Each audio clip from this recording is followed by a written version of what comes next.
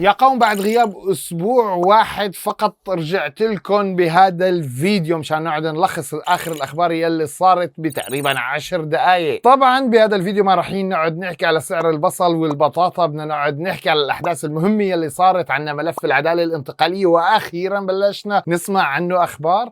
بدنا نقعد نحكي عن شبيحة الأسد أمجد يوسف وغيره وغيره وغيره وغيره. بدنا نقعد نحكي كمان بهذا الفيديو عن التسريبات يلي طلعت خصيصا من سجن صيدنايا، وحتى كمان التسريبات يلي طلعت من مشفى تشرين العسكري. بدنا نقعد نحكي بهذا الفيديو كمان عن سيارات وزارة الأوقاف وكمان أخبار تاني. فجهزوا حالكم، بسم الله الرحمن الرحيم، خلونا نبلش. هاي الفترة شهدت خبرين كتير مهمين عزيزي وعزيزتي المحترمين جدا. أول خبر إنه وزارة الداخلية وأخيرا ولله الحمد قدرت تعتقل المطلوب الثالث من بعد بشار الأسد وماهر الأسد، ألا وهو المجرم أمجد يوسف مرتكب مجزرة التضامن. الحمد لله رب العالمين، هلأ صار بالحبس ووزارة الداخلية بلشت التحقيق معه وانتشر هذا المقطع من التحقيق. أنا بقراري نفسي، أنا بدون ما عندي رتبة عسكرية إنه عطتني أمر أو ضابط أو لواء. لو كان عندي بقول لك أنا بالعكس بشيل المسؤولية عن حالي.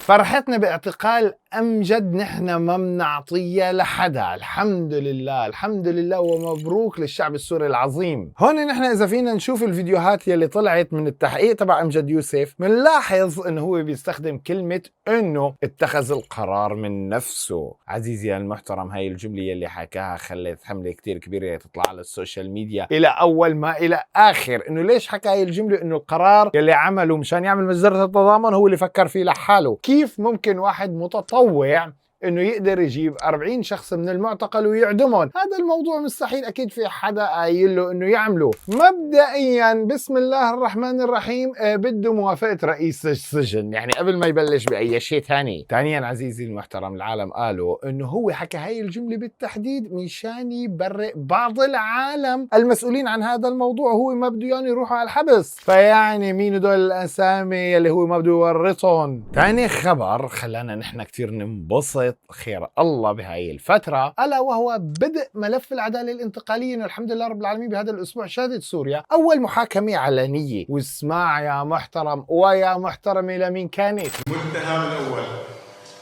المتهم بشار حافظ الأسد. المتهم بشار حافظ الأسد. المتهم بشار حافظ الأسد. للمجرم بشار حافظ الأسد والمجرم ماهر حافظ الأسد. عزيزي المحترم، بس تسمع هالاسمين وهن متهمين ومجرمين بتقول الحمد لله رب العالمين لمليون سنة. يا رب نحن كمان قريبا هيك نشوفهم بالسجن. مين كان متوقع انه يسمع اسم بشار الأسد كمتهم وماهر الأسد كمتهم بالقصر العدلي؟ ماهر وبشار واضح جدا يا محترمين انه راح تكون المحاكمة غيابيا. يلي كان موجود بالقفص هو عاطف نجيب ابن خالة المجرم بشار الأسد. وهون نحن طلع عنا فيديو على الاشخاص يلي ادعوا على عاطف نجيب. أمينة المحامين بنت فيصل.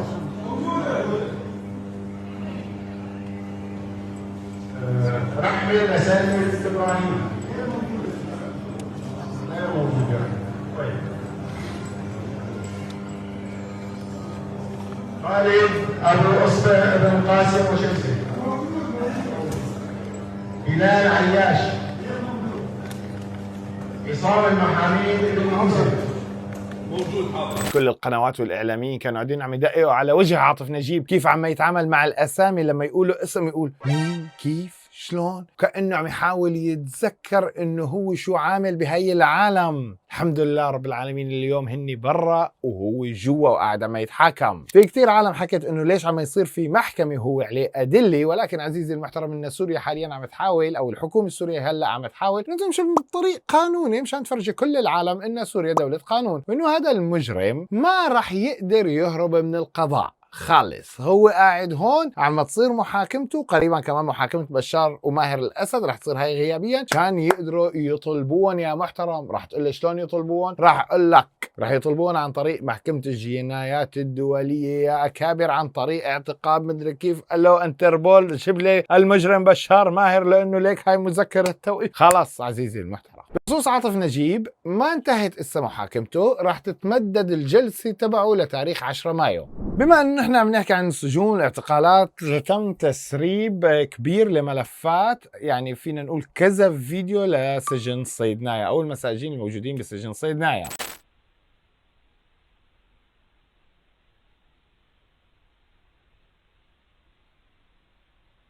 النقطة يا محترمين، هذا التسريب هو دليل على انه يلي سرب هو شخص كان موجود بالسجن واخذ هي الهاردات وهي الصور وما نشرهم ابدا لهالوقت هذا، للاسبوع الماضي عزيزي المحترم. خلى الموضوع يزيد غرابة اكثر هو حساب هذا الشخص، لانه اذا بتفوت لعنده على الفيسبوك بتشوف انه اسمه على الفيسبوك حيدر تراب، وحسابه متوقف عن العمل تقريبا صار له 5 سنين او 4 سنين ما انه كاتب اي بوست. حاطط رقم تليفونه على حسابه على الفيسبوك، بعض الناشطين قدروا يتواصلوا معه وتاكدوا منه انه هاي الفيديوهات صارت عند الامن الداخلي. ولكن يا محترم لوحظ من الشباب يلي اتصلوا فيه كانوا عم يدافعوا عن هذا الشاب، ما كانوا عم يتهموه انه عندك انت الفيديوهات ما انك قاعد عم تسلمها. طبعا الله يجزيه الخير الاخ اللي احتفظ بالفيديوهات لليوم، يعني كم كبير من الفيديوهات احتفظ فيه على امل ان شاء الله تكون فرحه السوريين يعني خلال هذا الشهر اكبر فرحه بإلقاء القبض على امجد يوسف ومحاكمه عاطف نجيب، وان شاء الله بيتم الوصول لسجانين صيدنايا. طبعا وهون صار في تساؤل انه مين هذا الشاب؟ ليش لهلا حتى نشر هاي الفيديوهات لما بلشت المحاكمه تبع كلاب الاسد؟ ليش هذا الوقت بالذات انت عم تنشر الفيديوهات؟ وليش كنت ساكت ما حدا كان له خبر؟ واضح انه الشاب ما كان مقدر او عرفان يقدر حجم او ضخامه هذا الشيء اللي هو عمله، ولهيك الشباب حكوا معه وسالوه وبلشوا ياخذوا ويعطوا معه. زمن الوصل قالت انه قوات الامن الداخلي اعتقلته وبعدين افرجت عنه للشاب من بعد التحقيق معه بعد ما سلم كل هاي الهاردات للامن الداخلي. بتأكد كمان زمن الوصل انه الشاب عنده اخ شهيد ومفقود بالسجن، وهو ساعد العالم بالافراج عن المعتقلين اول ما صار التحرير. فنحن فينا نفهم حسب بعض الاستنتاجات انه هذا الشاب لما شاف انه بلشت تصير محاكمات نشر هاي الفيديوهات بركي العالم تقدر تتعرف على وجوه السجانين، وبعدين يصيروا يقدموا ادله اكثر والدوله تصير تدور عليهم. ولكن طريقته كانت غلط وعملت ضجه على السوشيال ميديا. ولكن حاليا فينا نقول انه الهاردات اللي كانت معه صارت عند الامن الداخلي، وهذا الاهم. ما خلصنا من هذا الموضوع لصار ضجة جديدة بخصوص فيديوهات بلشت تنتشر عن مشفى أو مسلخ تشرين العسكري اللي كان مجرمين الأسد ياخذوا المعتقلين يلي بدهم إسعاف على هذا المشفى من شان يعالجوهم أو يسحبوا منهم اعترافات. لا بس جماعة في حدا يمسك من عنا موبايل أبدا. بالله كشف الوجه. لا خليه هيك.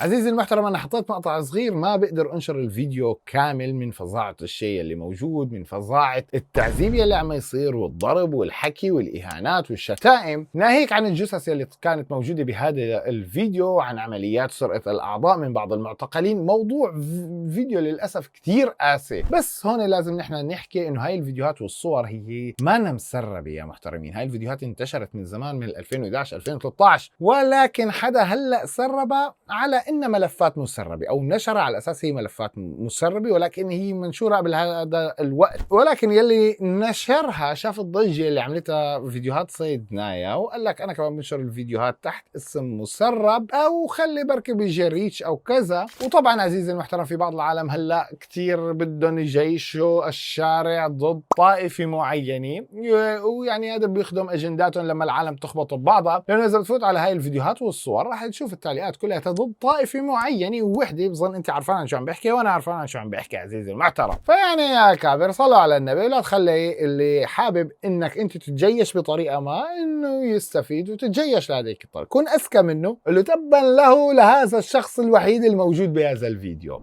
خلينا نقعد نحكي بالاخير على خبر تسريب عقود لطلب من وزاره الاوقاف بخصوص توريد شراء سيارات للوزاره بقيمه تقريبا 2 مليون دولار او 1,800,000 عزيزي المحترم، ويكسر اذا كان دقيق. هذا التسريب طلع على انه وزاره الاوقاف بدها تشتري 44 سياره، ولكن في كثير من الناشطين شككوا بصحه هاي الاوراق عزيزي المحترم. رح تقول لي ليش؟ رح اقول لك انتشر تقريرين، وهدول التسريبين فينا نقول ما كانوا كثير بيشبهوا بعضهم، بحيث بواحد من التسريبات انت بتشوف انه عدد السيارات 44، بالتسريب الثاني بتشوف 45. المبالغ في بيناتهم فرق تقريبا 44,000 دولار، الرقم ما كتير دقيق، وحتى اسم شركة السيارات بيختلف من ورقة لورقة، زائد بعض الأخطاء الإملائية اللي وزارة الأوقاف ما بتوقع فيها. فالعالم استندوا على هي الشغلات وقالوا انه في شيء ما صح بهاي الوراء اللي انتشرت. طبعا هذا الخبر بقي يومين ثلاثه على السوشيال ميديا والعالم كلها كانت عم تحكي فيه، كل سوريا، بس وزارة الاوقاف ابدا ولا حرف حكت بخصوص هذا الموضوع. العالم خلتهم هيك يتخبطوا قد ما بدهم. ولكن بالاخير طلع المتحدث باسم وزارة الاوقاف السورية السيد احمد الحلاق وقال انه كل شيء طلع على السوشيال ميديا ما كتير دقيق. في حملة حاليا على وزارة الاوقاف، شوف انت مين منهم مستفيد عزيزي المحترم، وبتوضح الوزارة ان هي ما اشترت هي السيارات، وحتى العاملين بيعتمدوا على سياراتهم الخاصة. حتى الطلب اللي العالم شافوه هي صيغة اسا هن ما معتمدينها واسا ما وافقوا عليها، وتقريبا من اسبوعين توقفت من معالي وزير الاوقاف. التشكيك اكبر عزيزي المحترم صار انه كيف توقفت من اسبوعين وتوقيع الوزير عليها، يعني الوزير هو اللي طالبا عزيزي المحترم. هذا الموضوع رح يبقى عليه ضجة كتير كبيرة، خصيصا انه للأسف بعض الجهات الحكومية ما بتطلع وبتحكي مع العالم بالوقت نفسه وبتجاوب على الأسئلة اللي هن عم يسألوها. بعض الجهات بتطلع بتجاوب على الأسئلة اللي هن بدهم إياها، واللي يعني بتكون كتير بعيدة عن الأسئلة براس العالم. بس هون تنويه كتير مهم يا محترمين، لا يخفى على أحد، في حملات كتير كبيرة عم تصير على وزارة الأوقاف بالوقت الحالي، وخصيصا وزارة الأوقاف صارت مرجعة كتير من الأراضي والأملاك البيوت عزيزي اللي كان سارقين جماعة الأسد. ففي كثير عالم متضررين من الشيء اللي عم تعمله وزارة الأوقاف، يعني شغل جبار جدا. هذا الموضوع رح يتم حديث السوشيال ميديا وما رح نعرف حقيقته للأسف بسبب عدم الشفافية. هذا الواقع السوري. قسم فرحان بالعدالة الانتقالية، في اعتقالات قاعدة عم تصير بخصوص العالم يلي سربوا هاي الفيديوهات، في تحقيقات قاعدة عم تصير، في تسريبات صور وفيديوهات كل شوي نحن قاعدين عم نشوفهم. الشعب السوري كان مبسوط طاير عقله، ان شاء الله يا رب دائما بيبقى مبسوط طاير عقله. لا طلع خبر وزارة الأوقاف يلي ما يعرف شو بده يعمل الشعب السوري العظيم. وان شاء الله يا قوم ايامكم كلها فرح وبسط، وإن شاء الله يا رب نشوف بشار الأسد وماهر الأسد وكل المجرمين اللي كانوا معاهم على المشانق قريبا، وتعيش سوريا بأمان. تبقوا جميعا بألف صحة وعافية. هاي الأخبار اللي صارت بغيابي، صوتي مضروب من الإجازة اللي كنت فيها، سامحوني. شوفكم إن شاء الله بالفيديو القادم يا قوم. سلامات يا كامل.